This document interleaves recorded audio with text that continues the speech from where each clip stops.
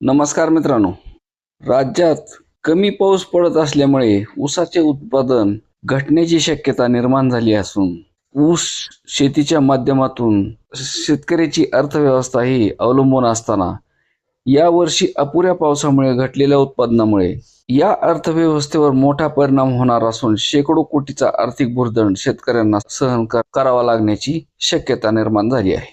यावर्षी अल निनो चा प्रभाव हा अधिक दिसून येत असल्या कारणाने चांगला पाऊस हा बऱ्याच जिल्ह्यात झालेला नाही.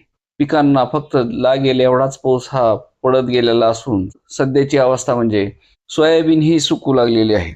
अशा परिस्थितीत शेतकरी हे खूप मोठे अडचणीत आले आहेत. राज्यात जवळजवळ 250 साखर कारखाने आहेत. त्यापैकी 210 साखर कारखाने हे चालू असतात आणि 40च्या आसपास हे साखर कारखाने बंद असतात. तरी चालू असलेल्या साखर कारखान्यांनाही कमी ऊस उपलब्धतेचा मोठा फटका बसू शकतो.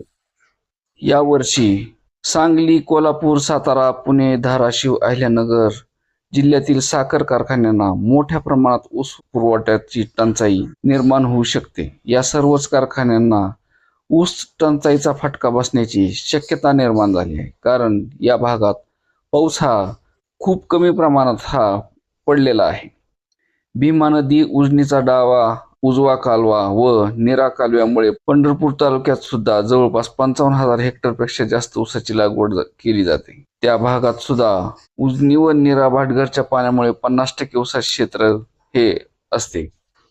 पण या वर्षी पाऊस कमी झाल्यामुळे त्या भागात सुद्धा खूप मोठा परिणाम हा पाण्याच्या उपलब्धतेवर होणार असून या भागात सुद्धा ऊसाचे उत्पादन हे घटण्याची शक्यता आहे.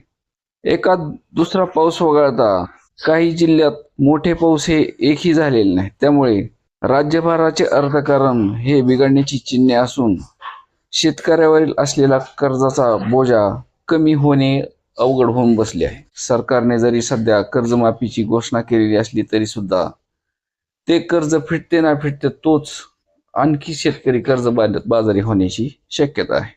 धन्यवाद.